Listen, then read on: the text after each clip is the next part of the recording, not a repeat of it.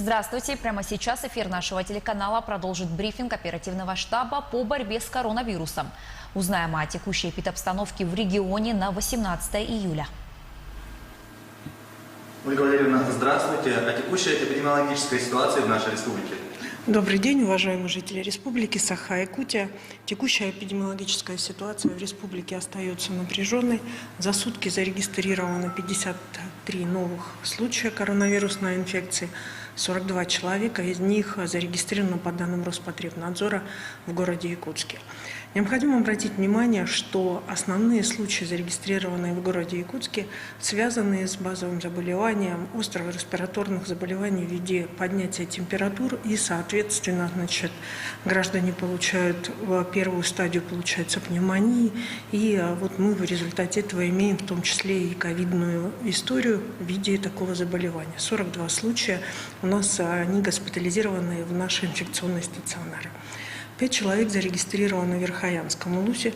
К сожалению, это контакты, которые непосредственно у нас возникли возле нашего одного из медицинских учреждений. Ситуация в Верхояне находится под контролем. Я прошу жителей Батагая не переживать, нервничать. Власти хорошо держат на ежедневном контроле ситуацию в целом в улусе.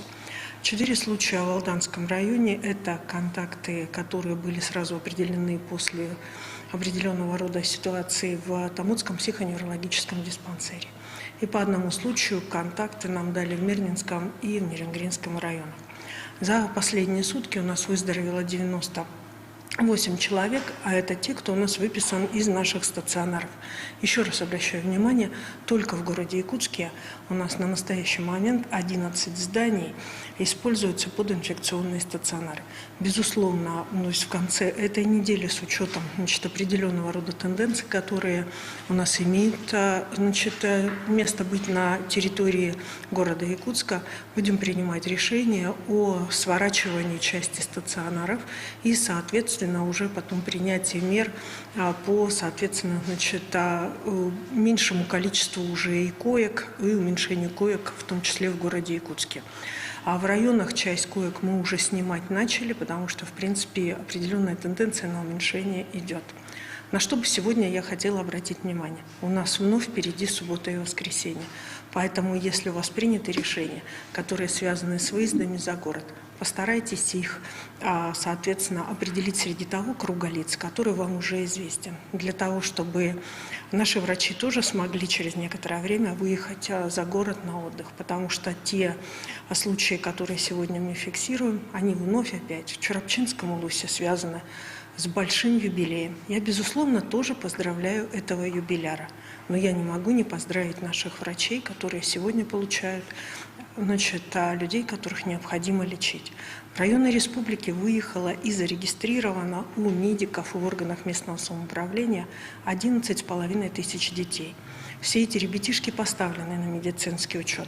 Но мы знаем, что часть детей, часть родителей не выполнила этих обязанностей. Большая просьба все-таки в органы местного самоуправления обратиться.